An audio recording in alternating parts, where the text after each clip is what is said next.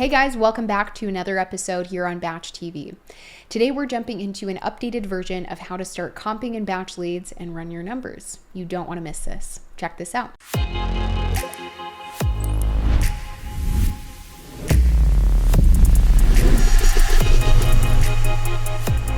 So if you're not familiar with batch leads, it's essentially a software that has a ton of different lead generation tools, marketing, and built-in kind of mini CRM functionalities, if you will. So you can pull lists in here through property search. There's driving routes. You can manage your data, which is the area we're going to jump into today. There's an agent outreach section for those of you that connect with agents regularly in your business, and some marketing options like direct mail. So let's go into my list. And if you end up having questions today, just drop a comment down below. You can also join the community with the link in the description or reach out to our amazing team in the B in the bottom left of your account. But we're going to go to my list. This is where all of my data is saved. So when I'm going to comp within batch leads, I can do it when I go to property search and just look up an address. So if there's something that maybe you just need to pull up really quick and start running your numbers, you can do that. You can do it when you're out on the go, when you are driving for dollars, or even out on the mobile app, and it's just going to be built right into the property details. So let's just go into one of my lists within my account to find a property here. So now that we have pulled up my data within my account, I'm going to click on an address to open the details. Now we're going to go to the comparables tab and talk about how this works. So I'll also be sharing some appraisal rules and different things to keep in mind when you're looking for good comps to find them really quickly. Be sure to also go into the description to get a link for Jamil Damji's appraisal rules so you can comp like a pro in no time. I won't be going over all of these points that are on this amazing resource, but I will be talking about some of the high level points and breaking down exactly what the system is doing within batch leads to help you determine your estimated current or after repair value as well. So once you get into this section, you're going to start seeing a breakdown of all of these different icons, and this navy blue icon with the star is your subject property, the one that you are currently evaluating. So the red icons are recently sold properties, green is active on the MLS currently, and yellow is pending.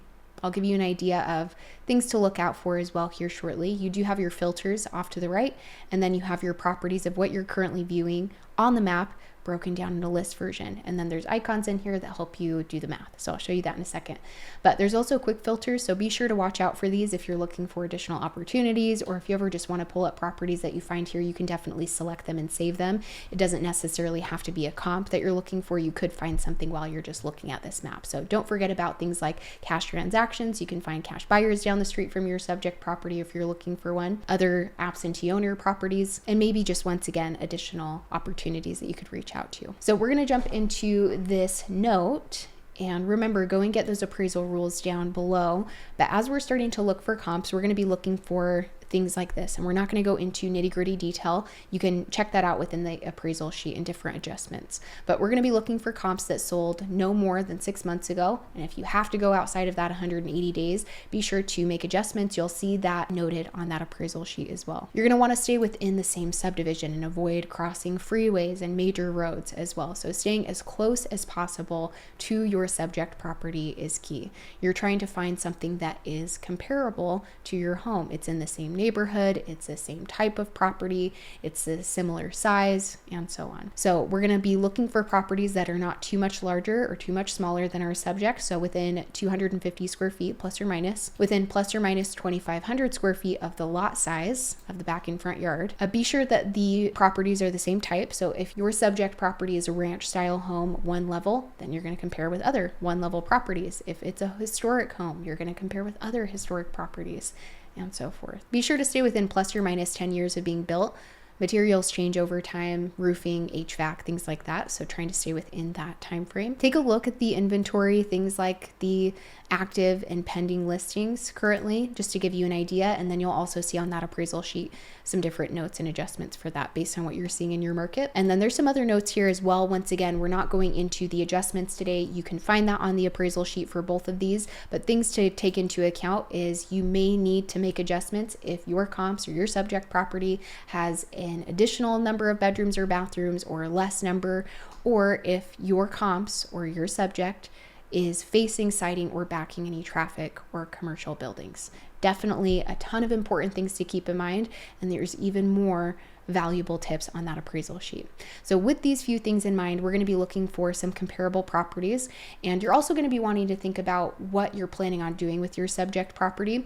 Today, I'm going to be looking for recently sold homes that were recently flipped. Let's say that we're trying to determine our after repair value. Maybe that's what we're trying to do with our subject property, is get it fixed up. Maybe it's pretty distressed or outdated on the inside, and we want to get it up to par with some of the fix and flip properties. Now, if you're trying to just evaluate the current value, you're going to be looking for properties that are in same or similar condition. So it's just going to depend on what you're looking to do. Today, we're looking for properties that have been fixed and flipped. Be sure to use your filters. I'm going to go ahead and typically I leave them alone for the most part because the system does have some that are defaulted. And if you want to, you can create your own defaults. After you set your own filters, there's this option to filter it, and then you can set that default option at the top of the screen here if you wanted to.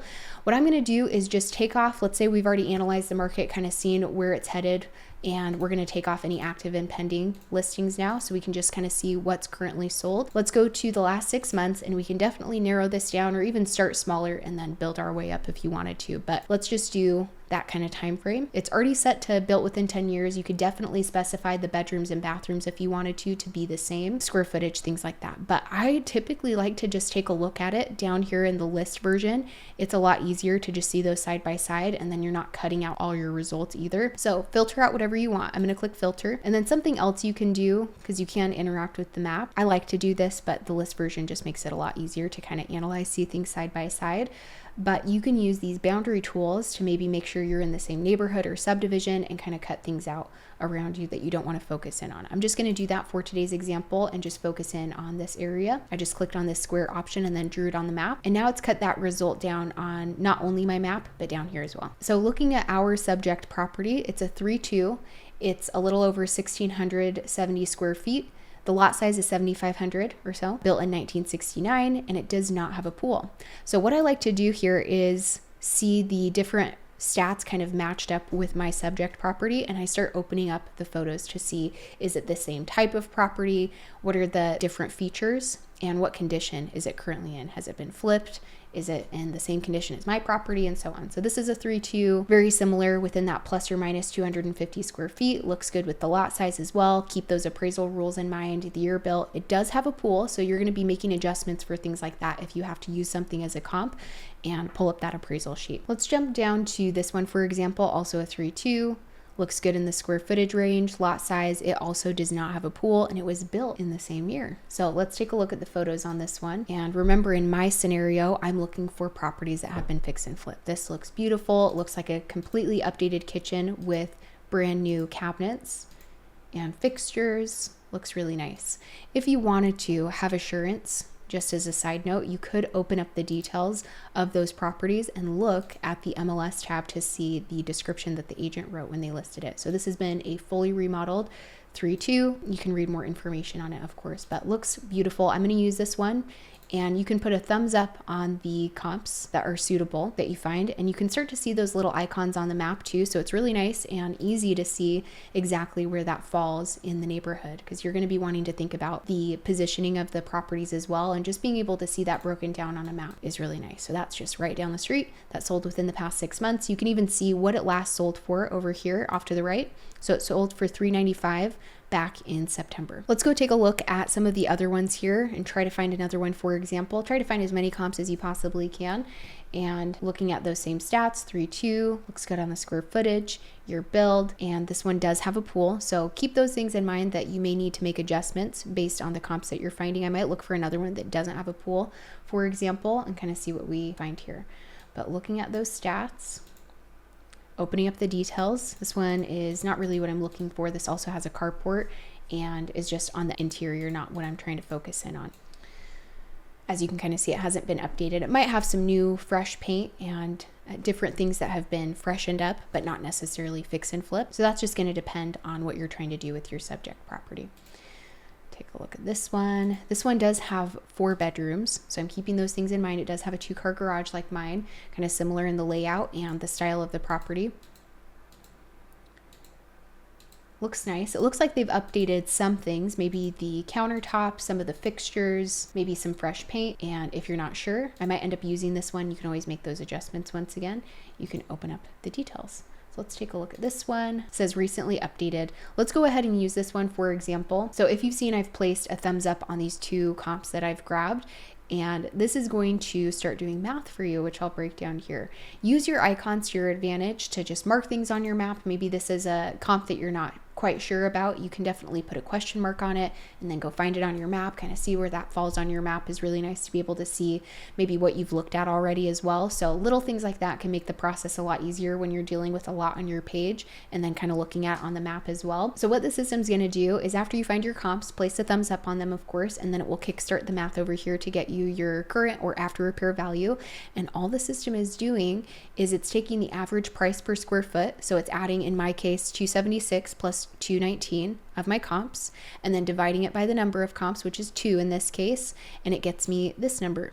Then it multiplies the average price per square foot by the square footage of my subject property to get me the estimated value. So the system already does that for you, which is nice, but this number will help you determine your offer price, of course, taking into account your repair cost, what your buyers are paying for properties right now, and a whole bunch of other things depending on what you're doing in your business. Be sure to find the link in the description so you can join the community, and tons of people have great resources to help you run your numbers with all of the different things to factor in, like holding cost, repair cost, and so on. But after you have your comps, what you can do, a lot of people miss out on, is that you can select those properties right here, select the thumbs up or whatever icons here, and then click actions, and you can send them to somebody in an email, and you can export them here too. I'm gonna go ahead and export it as a PDF to show you what it looks like, and it creates a really nice put together report. So after this loads, we're just gonna click on it here.